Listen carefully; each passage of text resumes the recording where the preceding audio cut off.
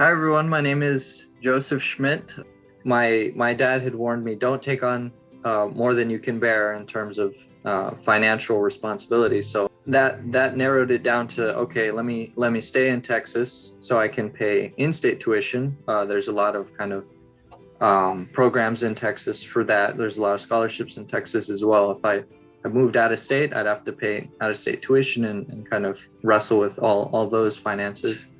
I guess why not UT Austin? Why not kind of the other bigger schools or whatnot around Texas? And I think it was close to home. It was easy to adjust. UTRGV has, I mean, back then it was growing. It was rebranded as UTRGV before it was UTPA, and so just that kind of change in name showed that there was big advancements to come. And you can see it from 4 years ago to now. I can see it. There's a lot of tremendous advances in what they can do, courses they offer, teachers there, a lot of new research going on. Now I wanted to ask about your major and career interests, because the pathway for many high school seniors is often circuitous, where they might come into high school thinking they want to be one thing, they graduate high school thinking another, and then in college they can change so many times before finally deciding on a major. The option for me was, I want to learn, but I also want to do. So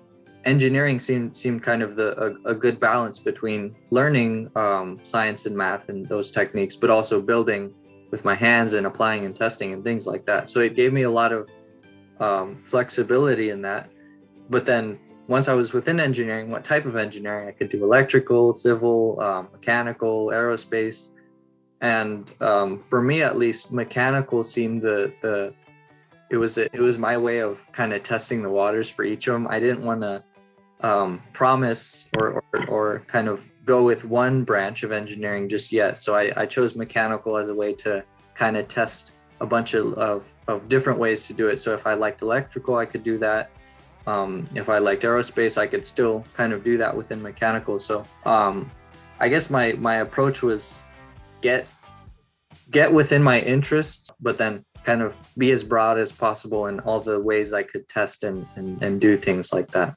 I think going in the first semester, you want to know how your undergrad is going to be planned out. What courses am I going to take? What's the flow of classes, things like that. So I think researching beforehand what classes will transfer, AP, IB, things like that, what courses you can take beforehand to kind of skip a lot of the introductory courses that you may not need to take or don't want to pay for.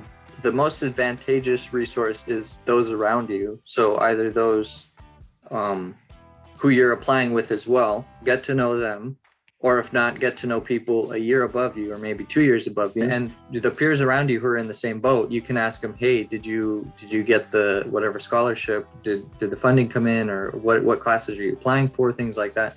Because at the beginning, the high school peers that I applied with, we had issues transferring in our IB and AP credits at the beginning. So a lot of times we were at the financial office or at the registrar's office, and we had like a group chat going on. And so we'd ask each other like, hey, did yours get approved? Like, what did you do? What did you say? That sort of thing.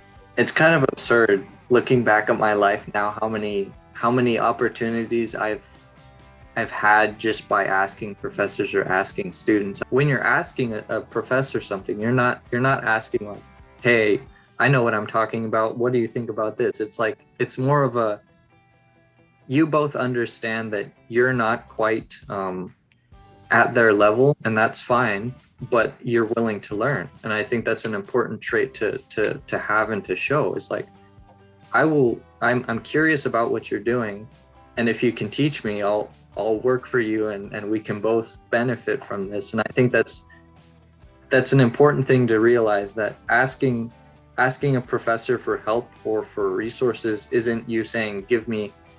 It's, I can learn, and I'm willing to put in work to help you and to help myself, and I want to learn. And I think that's a trait that they can see, and that takes you a really long way, that you're willing to learn and being honest and saying, I'm not where I want to be, but I will, and I will put in the hard work.